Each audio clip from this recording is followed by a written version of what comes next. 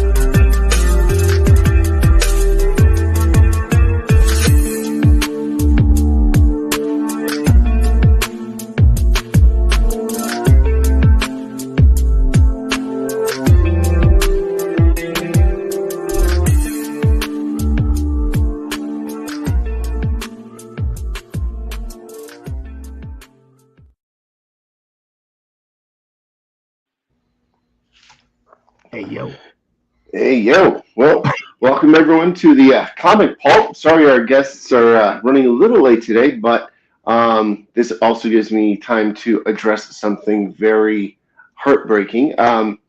So I just found out via text message that Carlos Pacheco, a lovely human being, I got to meet him and know him for a little bit, has recently passed away. So condolences to him and his family. I rest in peace. And yeah, not the way I wanted to open the show, but considering, I did call him an associate friend, where I could bounce ideas off of, and he would encourage my art whenever I got to talk to him. It's very heartbreaking to find out that, yeah, he did pass away. So I wish him and his family all the best and hope that they are going to be okay.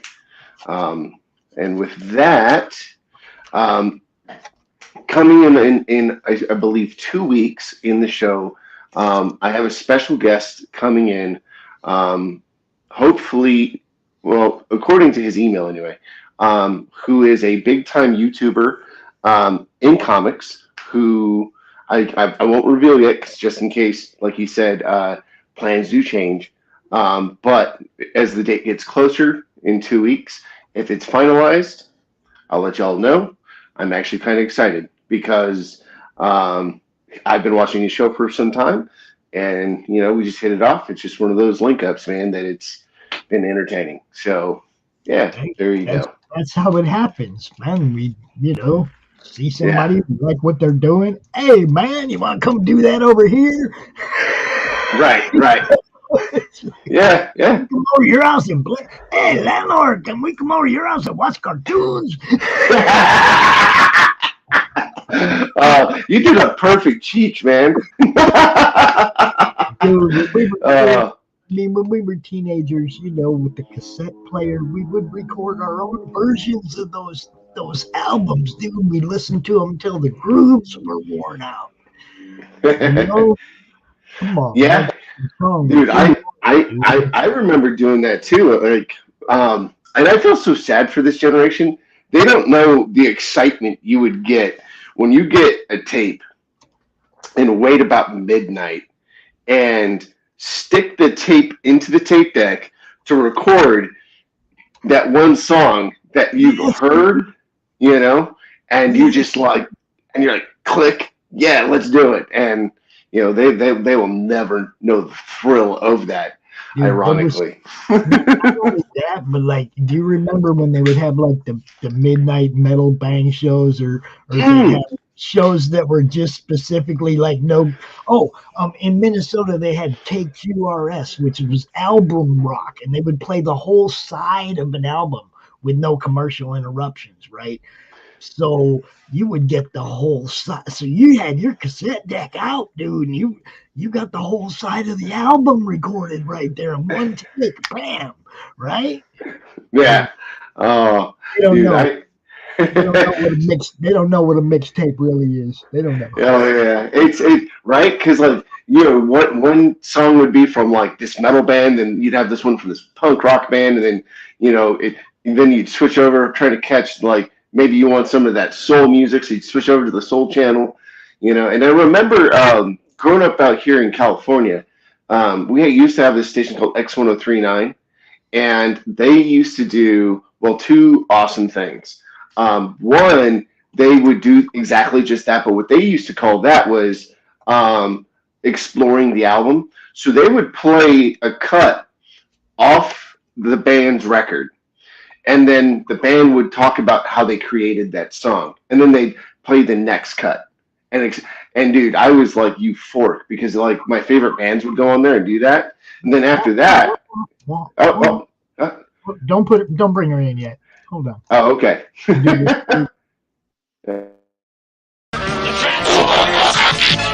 than meets the eye.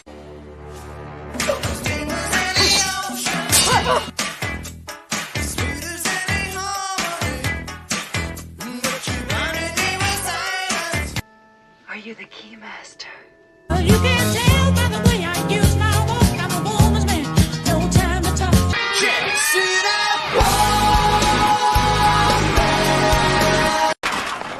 As if.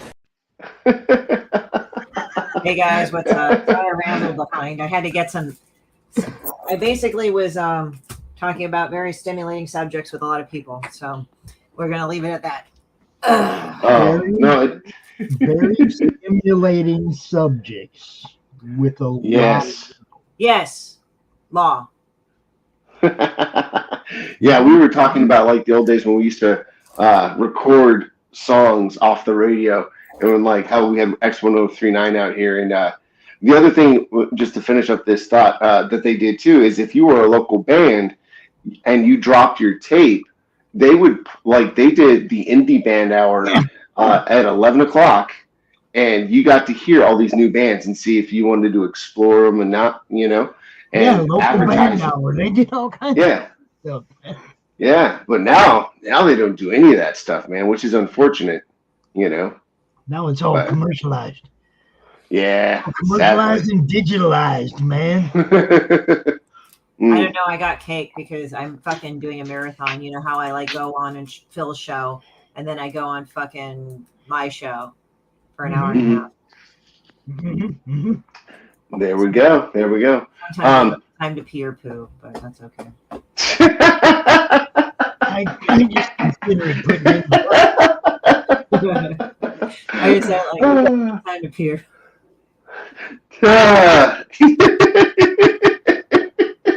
I swear to God, our show is going to be like, people are going to come in, they're going to talk about comics, and then boom, out of nowhere, you know, Christie's just like, yo, so here's this awesome fact. Well, and also, like, you should have seen what happened yesterday. We were really terrible. Oh, please do tell. Now I'm interested. We talked about pie. We talked about, you know, the guy that you met, the guy that was an ex-Marine. Yes. He legit said that when he was 10, he wondered what they meant by apple pie in American Pie. So he said, I had to go buy like a Marie Callender's, and he says, I never done this before. Like, he was like 10 or 12. And he said that he wasn't sure what they meant by it, but he said, I spent $10 on a pie. $10 on a pie. So he bakes it, and I said, so how was it? He said, he burned himself. I said, you didn't even bother to stick your fingers in and make sure it was fine, right? I said, no, I just like, I'm like, all right. So I started, and then so this is on the internet, so I'm not embarrassing him. Actually, when I told him about what I did, he was laughing his ass off. So I told him, all right. I said, this is what you should have done.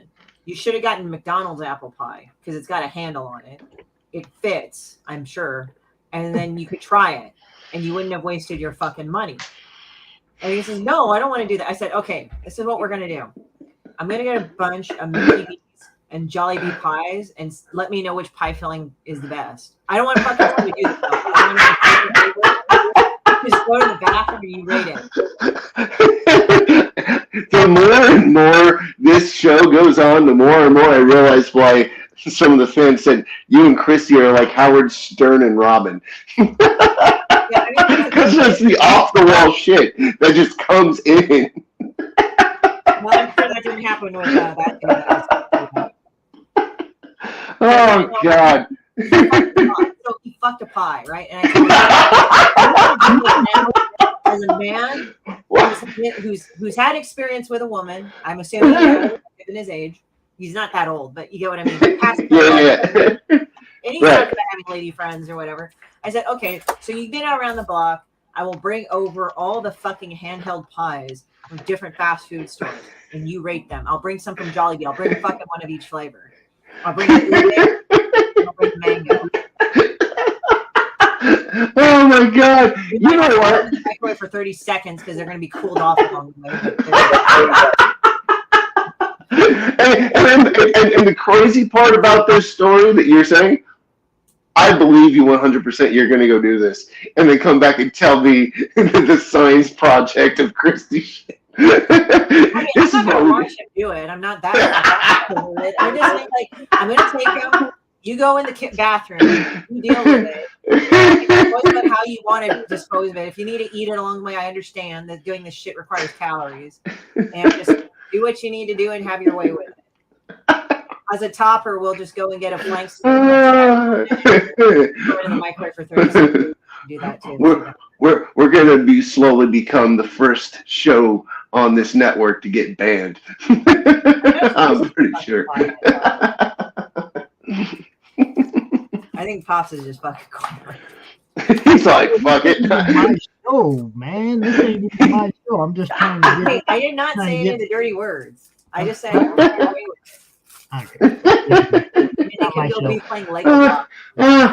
Speaking of the whole American Pie subject, so I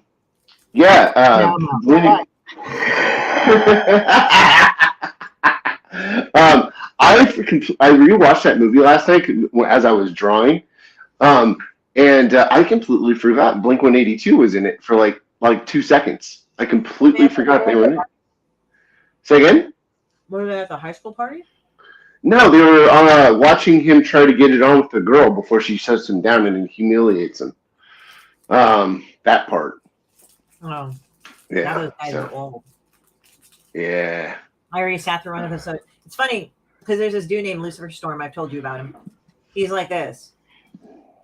He's watching just the screen, just laughing. He wasn't even laughing. He was just like. Oh, speaking of him, I was talking to Doc, the producer, and Pops. Excuse me, I don't know why I said Doc because I was talking to my doc earlier. I have a medical appointment that's why. Sorry, Freudian slip. So I was talking to Pops, and I want to interview him. He seems like, because everyone has such a lovely experience with that guy, and I want to explore his artwork and talk to him.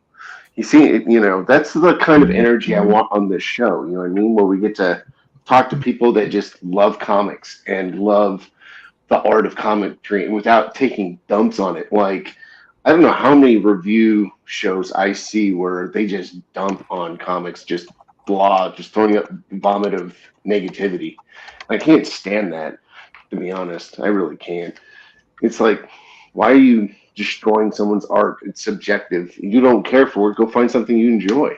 Yeah, we have that discussion all the time. We have this discussion all the time. Look, I'm not an art critic, I have probably more art than most people that are not artists on my computer. Everybody's always sending me crom art. Everybody's always saying, look at this, Pops. Can't show nobody. I got so much stuff on my computer that I can't share with people because people are always showing me what they got coming out. Look at this cover we got coming out. Don't show nobody. Okay. Everybody knows they can send it to me. I'm not going to do that. I'm not going to go out and blow their party, you know? Even if they're going to debut it on somebody else's show. I don't care. I'm just they trust me enough to show me all their stuff all the time. You know? Yeah. And then I show you awful pictures, and that's and then Christie, of course, that's a different, a completely different type of inbox message. Christie, you go like, look, I gotta show you. Screw it. I gotta show you. Christie sends me a message and I go.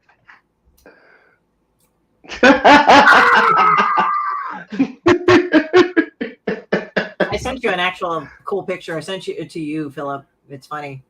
We should do a bit like Christie sends fucked up pictures and just fucked up or not. So I'll send it to you when you don't look at it and I'll just catch the reaction. Oh yeah, and honestly, I liking the other idea. Sometimes when we don't have guests, like I said, I'll get you my HBO Max like code, and we'll do like a live stream watch party and just talk about films that we've seen before too. We can do that too, that are comic book related. That'd be awesome. You could actually get like fucking Turkish Star Wars, because like on that shit was funny, because like Cinemassacre actually did this one where they sat and watched it, and then like there was one part where the guy ties rocks to him like as a training scene, and he says, "Who's the asshole tying rocks to him?" And literally they rip off Star Wars. They like take splicings of films of Star Wars and actually put it in the film, and they I'm like, wow, that didn't violate anything.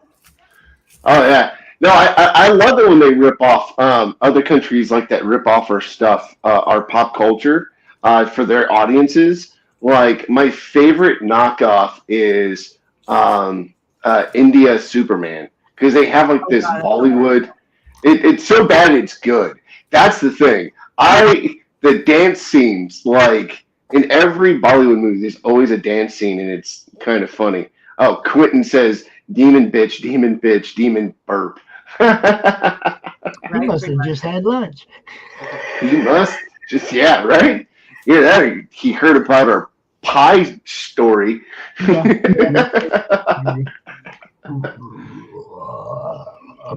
I think Quentin was there when we told the pie story. Yeah, I'm pretty sure he was.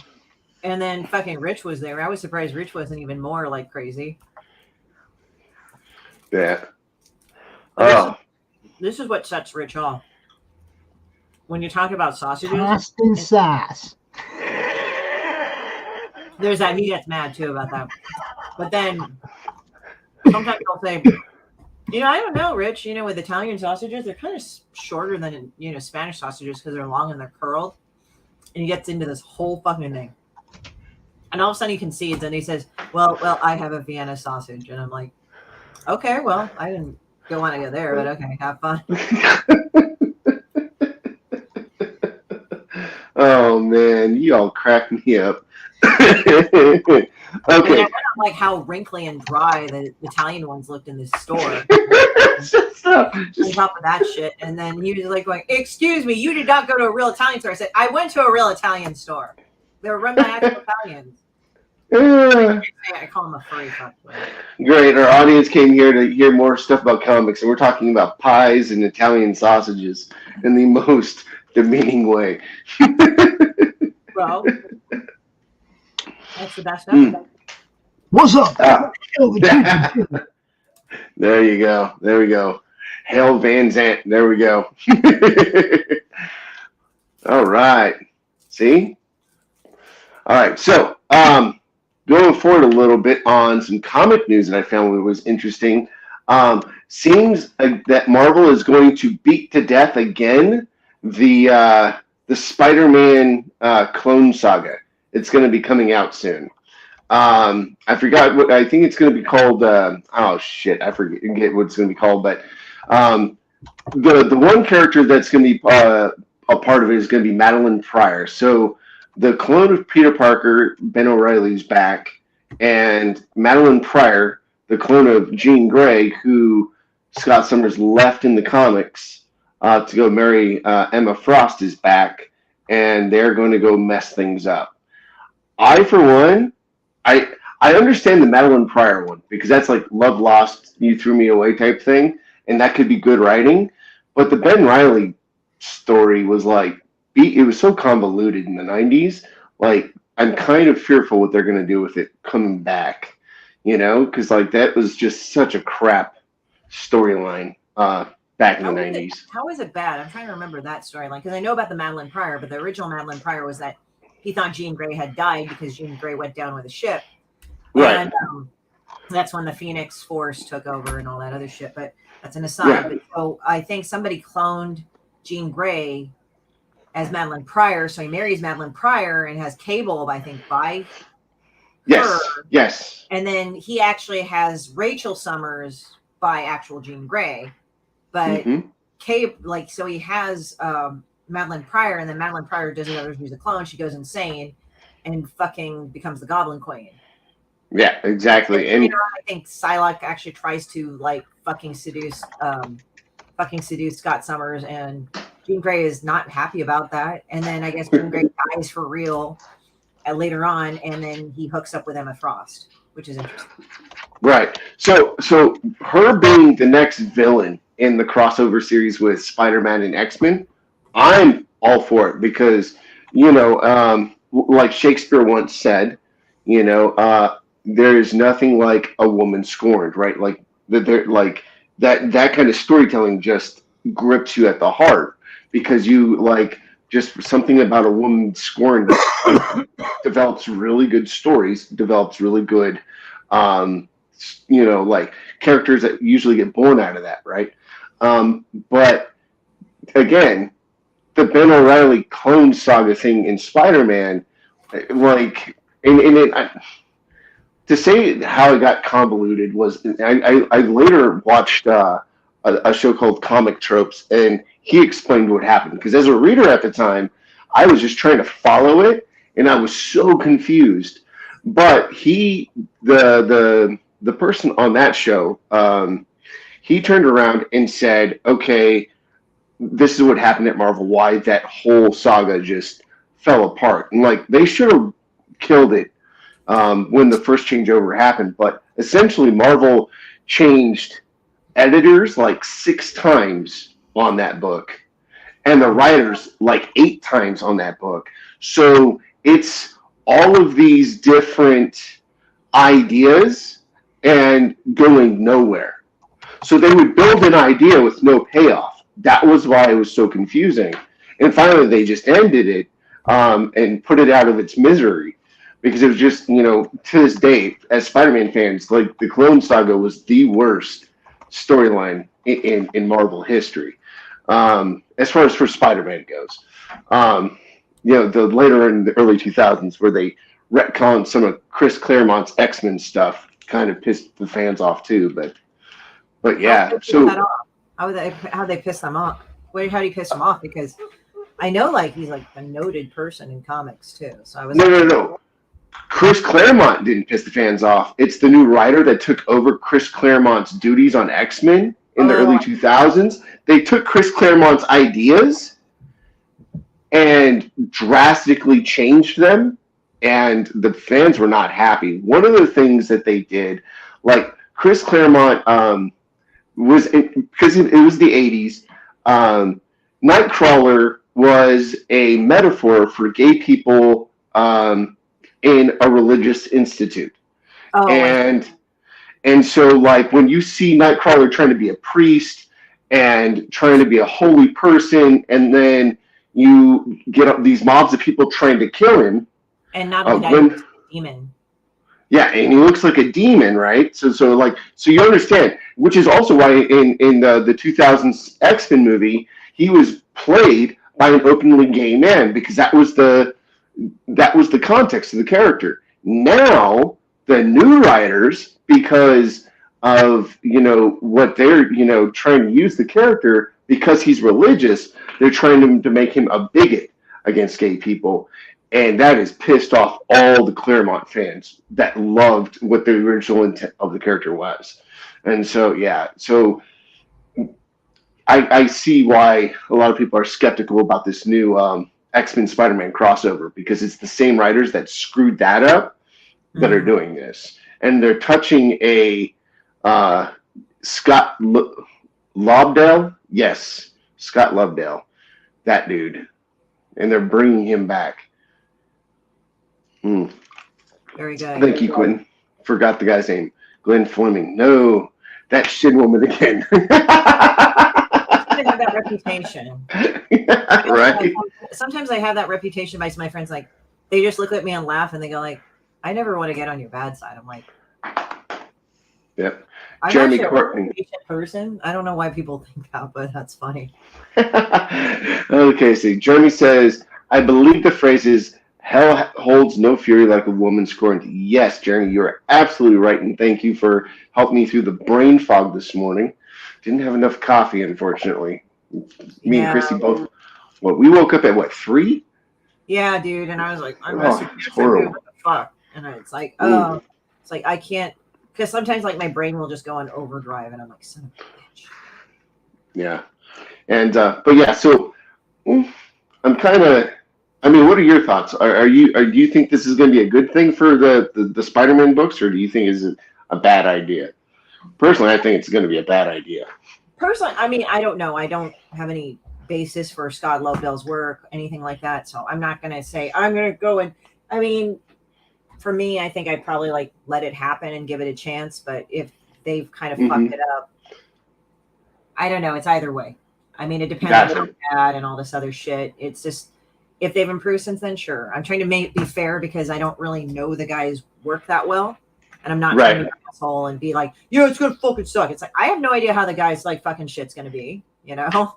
I never really read his shit at first. Like, there's some people's stuff I've read. I'm like, yeah, that could be better. But, you know, it's like, I mean, I judged graphic novels for like awards, but I wasn't like, oh yeah, well, you know, it sucks or something. Like, there are times like when and it's funny because one of the people judging said, dude, Christy, you're really harsh. But it wasn't like I was saying it sucked. I was just saying like, okay, with the story and with the art, if the art fit the story better, I would like it better.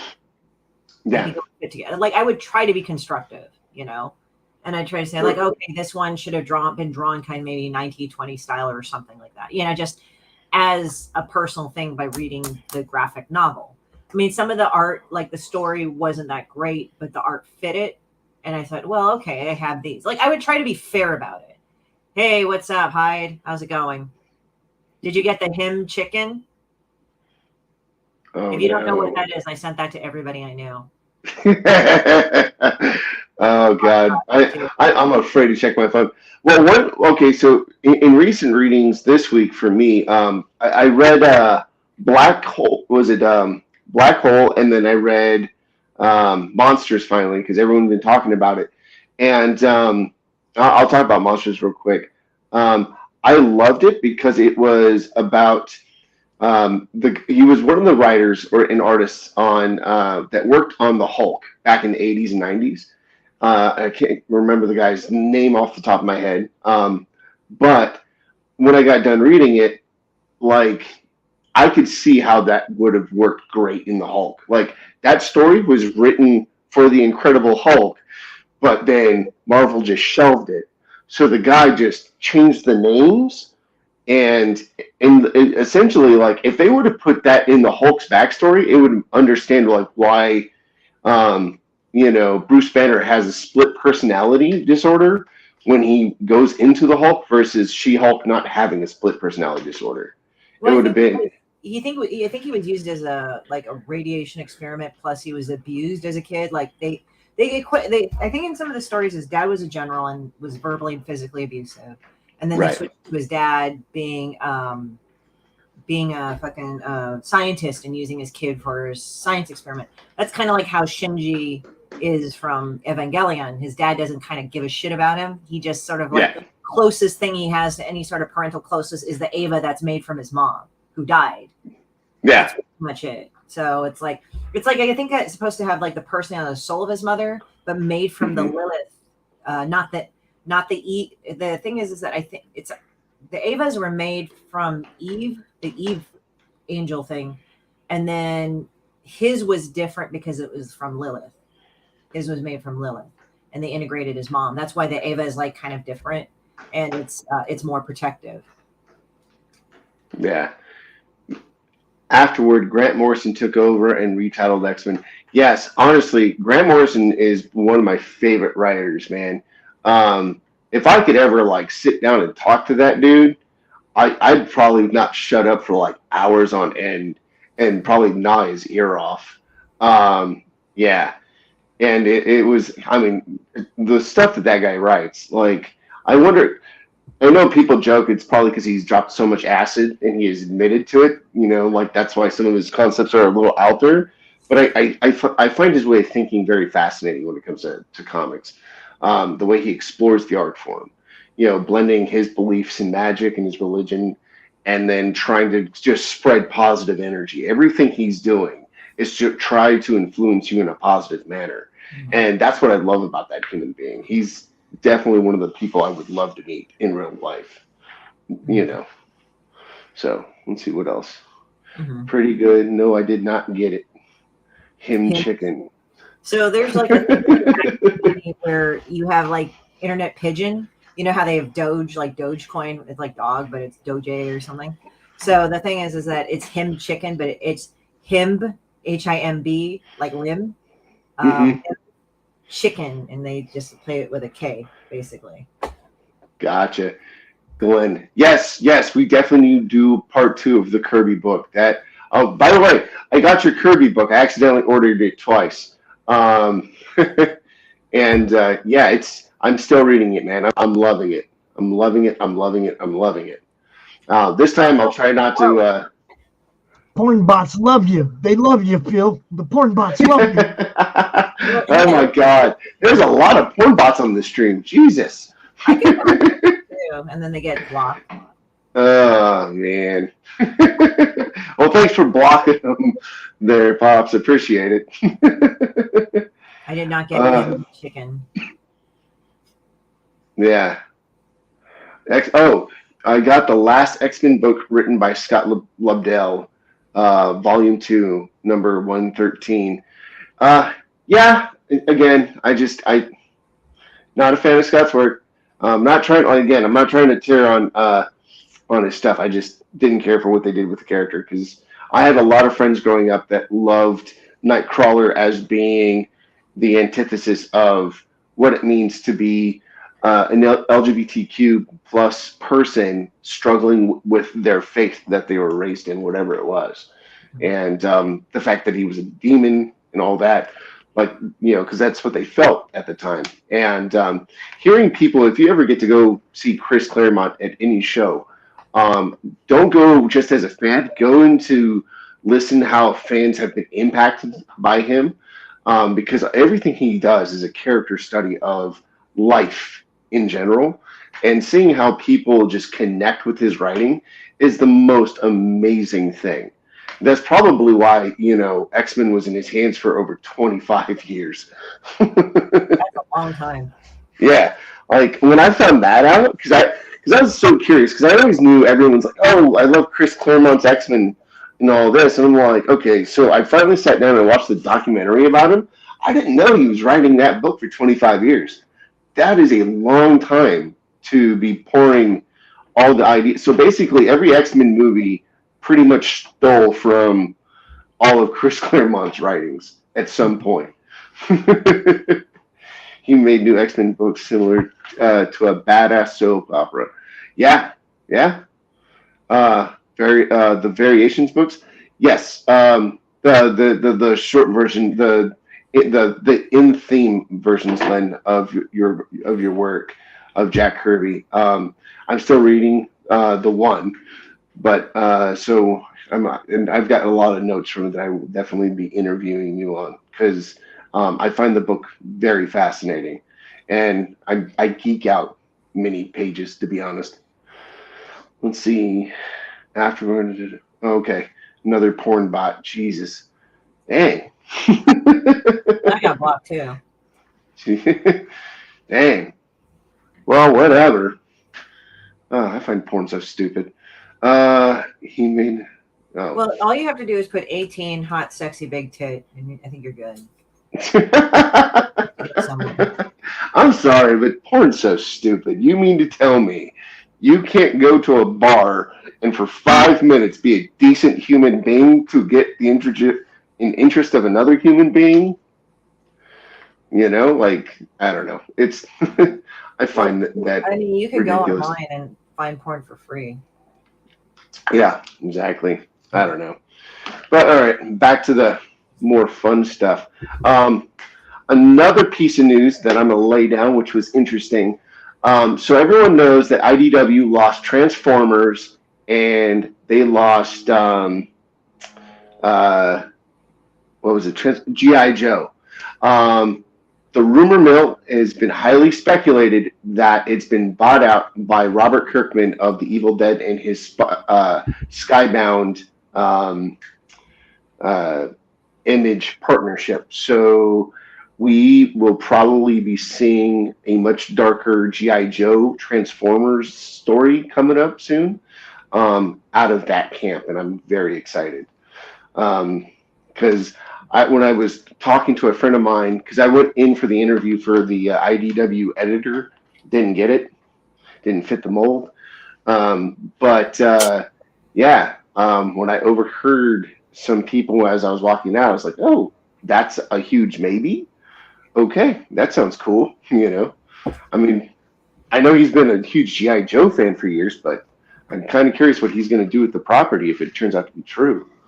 You know, because he does some really good stuff, and some of his stuff gets pretty violent. Like Invincible's great, but there's just some parts in the comic I winch when you see him like Invincible punch through a dude's skull. You know, I'm like, damn, they went there. Oh, well, I've read comic books like Cross, so that kind of disturbing I'm used to is kind of like, you know, whatever. Well, I think the reason why I was comfortable with Cross's violence is because it was a social commentary on a lot of stuff. And I like horror books that do that when there's a reason for the horror and because it's associating something, you know, like when you watch Dawn of the Dead and they're all in the mall, it was like, you know, a commentary on the our consumerism, because all we like to do in America is just buy. You know, then it made sense. So when done right, horror done right, where it has a social commentary, I get it. But when it's just being gruesome to be gruesome for the sake of shock value, for me, I'm like, okay. Well, I think Red Room's kind of like that, but that's the point of it. It's to talk about snuff films in like a webcam setting, so they have to kind of do that. Yeah. As I said, like I find it interesting, like with the whole thing with Mouse, like, and they did the cover, the homage cover for that. I will call it a homage cover because, to be honest, that's what it was. But everybody was like, "Oh, fuck it, you're like," I'm like, "Oh, shut up." Yeah. And so I don't know. For me, when it comes to like stuff like that, it's just how many people are uneducated. You know, like. I love the fact that they finally brought back, on that note, Amazon finally brought back Bernard Cranston's Master Race, which teaches what happened in Nazi Germany. And I'm excited about this because of the fact that like it got banned because of course, it has a Nazi soldier on it and it says Master Race. And Master Race, for those that are Gen Z that are going to learn about this stuff sooner or later in high school. So the Nazis believed in one pure white race and everyone else sucked. And so like, that's why it was titled that. And here's why I love comic books is because the most punk rock thing in history that has ever happened that said F you to the social establishment. There was a lot of Nazi party sympathizers in Hollywood at the time that were stopping documentaries that were at the Cannes Film Festival showing what happened to the Jews and all the violence Even parts of it, what happened with the Christians, because the Nazis also, because they were attacking anyone with religious value, Muslim, Christian, Jews. Jews got the worst of it. And anyone trying to help those people, so on and so forth, all the book burnings, all the crazy stuff. And Bernard Krigsten turns around and says, well, if they're going to stop, the Cannes Film Festival from, exposing the truth at what happened in these Nazi internment camps with the Jewish people and all the people trying to help them, then I'm going to draw this strip. And what was cool about Christie, because her and I, we love horror comics, the moment I gave to her, she's like, this looks like the guy that did the EC, comics, horror comics for like Crypt Keeper and all that. I was like, yeah, it's the same guy. So, but I'm very happy that they brought it back. Why they banned it for the title is just, for the time that they did, was so stupid. So stupid. It's like, sometimes, like, I'm not into, like, banning books because you can see how stupid the fucking person is. Yeah. And it's just like you read it for 5 minutes, you're like, wow, they were dumb. You just never look at it. So it's like, it's like you read stuff like that. It's not to, like, say you sympathize. I'm sorry. Like, read it. Not this comic. This comic's different, but I'm just saying other things of, like, certain despots and stuff. You have to read it in order to see how they were. And sometimes, like, wow, they weren't all that. Bye. I'm sorry, Hyde Hermit Studio. I'm sorry I'm so sexy that I bring all the bots to the eye. It's that hairdo. It's that hair. Oh, it's the hairdo. There you go. Quentin, darker Transformers and darker G.I. Joe? Nice. Yeah, again, that's the rumor mill. We'll have to wait, because you know how comic books do. Usually a publisher will publish like 3 months ahead. So for the sake of the original teams, I hope they get to finish up their idea. Over at IDW, they're all their ideas and all their artwork. Because it's always heartbreaking when you hear about how someone used to work on a book and then they're taking off. And then even no matter how small that fan base is for that person or how great, I always like to see fans get the fulfillment out from the creator and having the creator vent out everything that they could. So hopefully, fingers crossed for those creative teams that they got to do their stuff. So, but yeah, that's the rumor mill. And the fact that I heard a lot about it as I was walking out of the offices, it could be speculation. It could be going to a different publisher, but we'll see. We will see. But a lot of people on the internet are talking about it as if it's true. So I'm kind of excited. I kind of want to see what Kirkman would do with this property if it is true. Let's see, any more? Did I catch up on them? Funny, I read some of those banned books back in high school, and I never got triggered.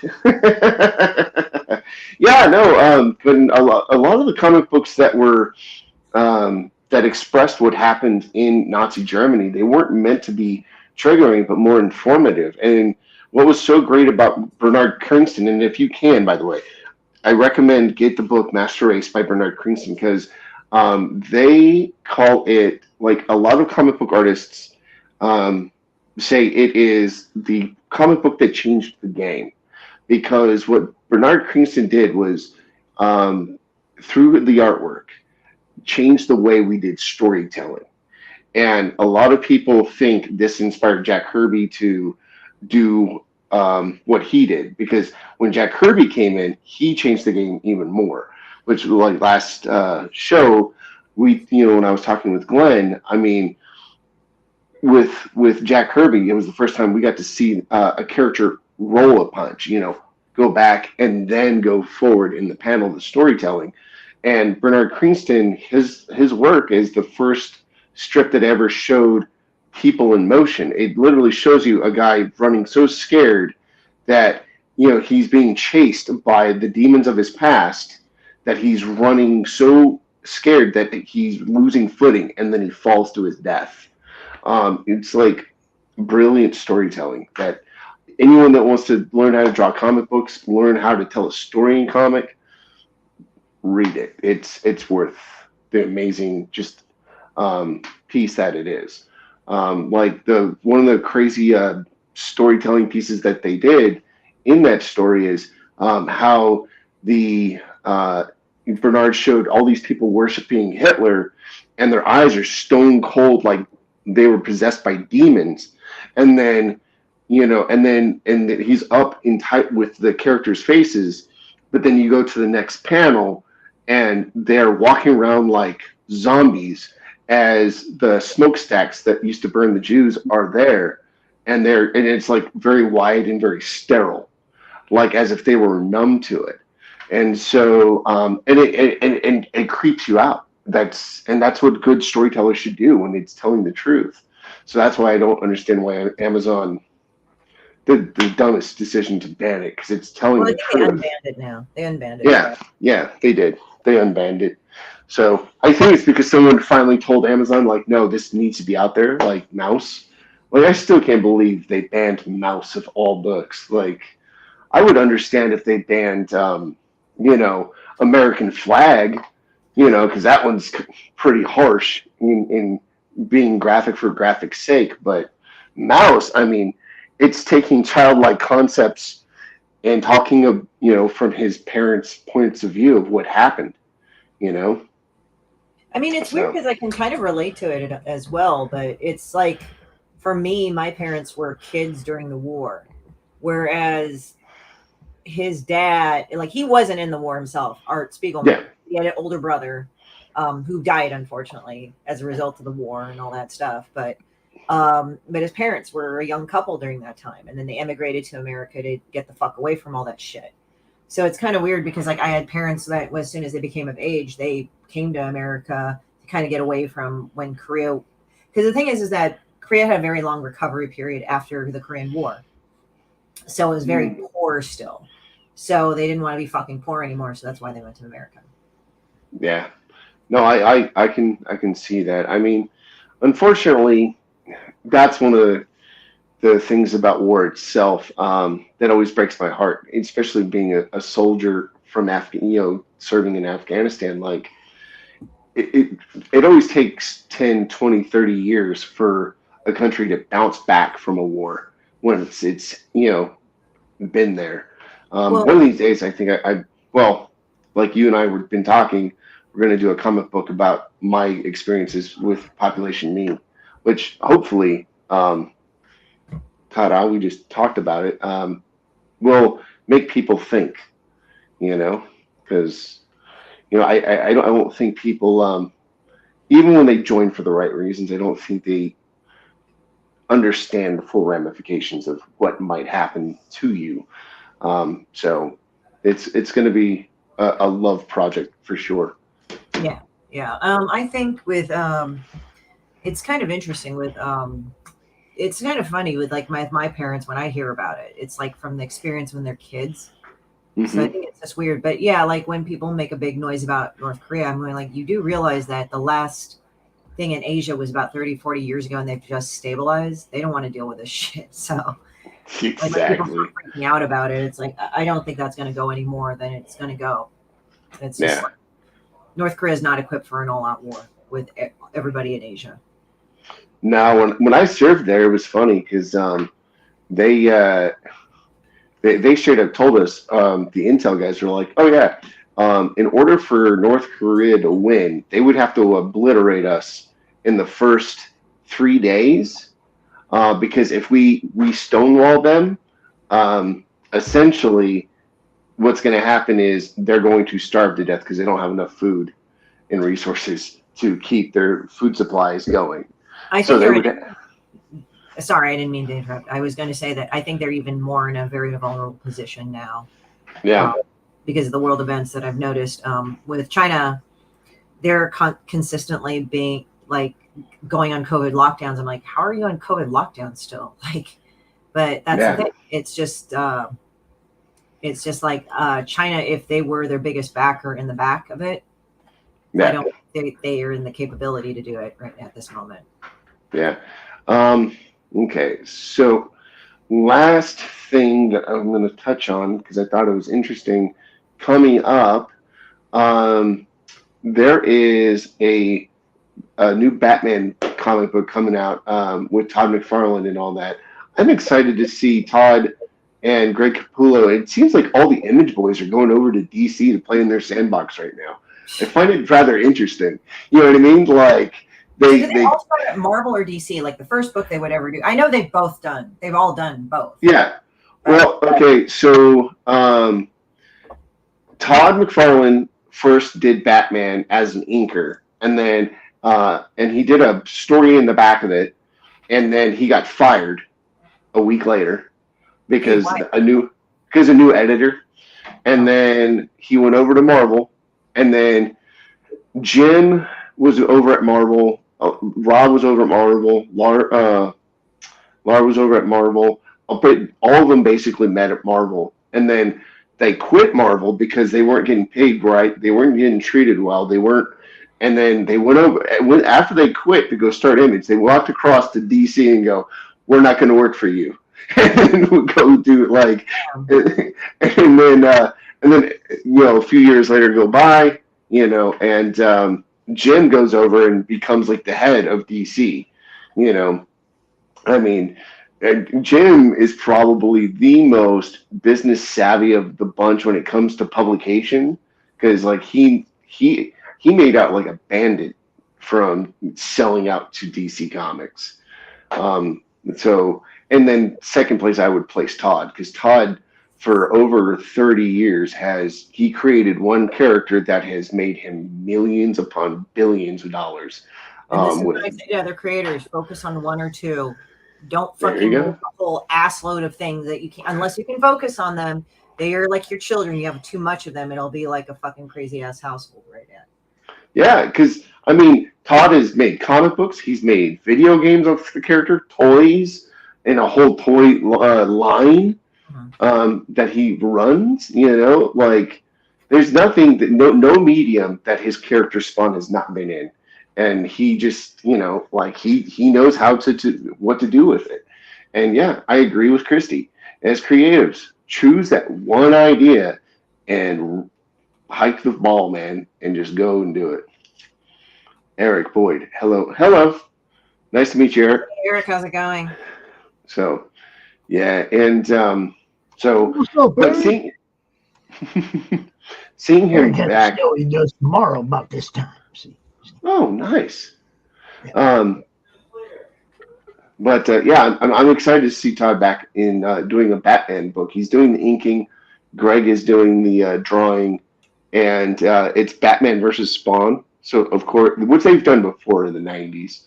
But I want to see what this new version is going to do, because that's the reason why Spawn for a while in the comics he had a shoelace sewed up to his face. It's because Batman threw a battering at his head, and it got stuck in his forehead. So he I remember that picture.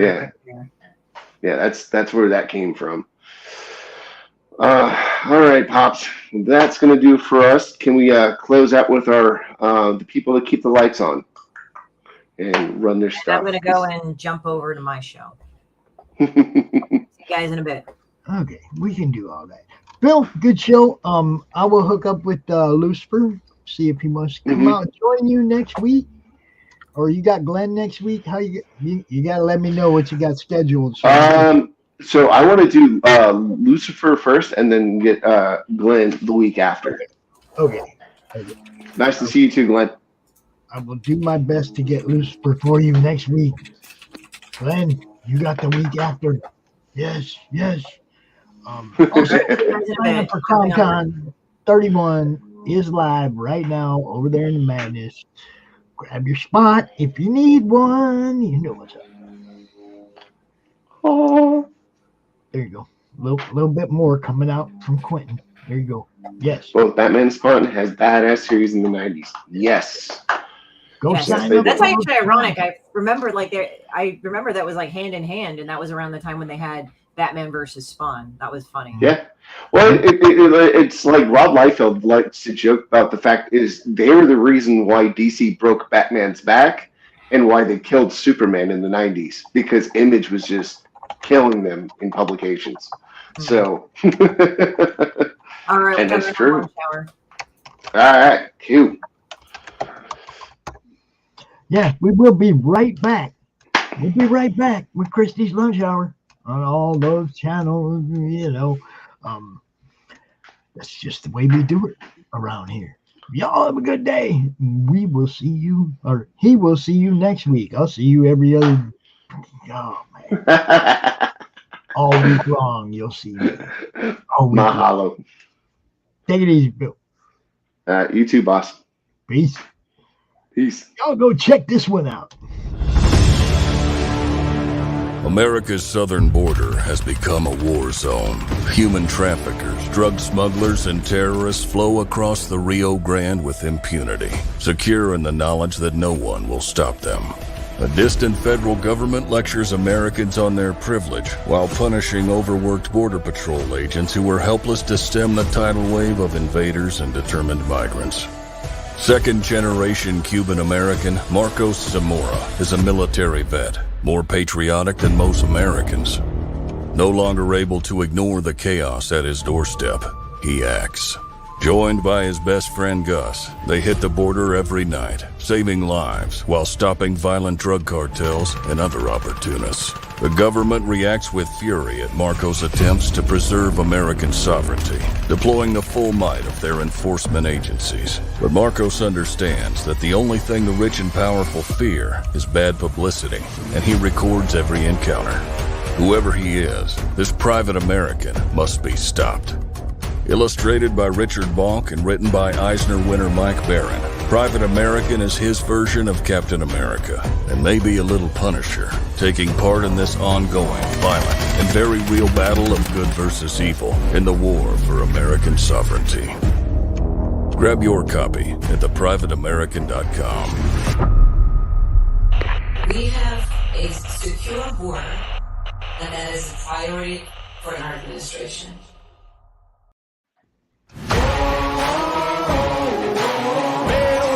I'ma get it, you know I be on the way. Yeah. You know I be on the way. Man on a mission, I'ma get it, you know I be on the way. Yeah, it's all hard, ain't no fear here. You ain't giving it to all, you steer clear. Never beat, I've been down and I reappear. You got some money on the line, you better put it here. Rolling in and doing that work.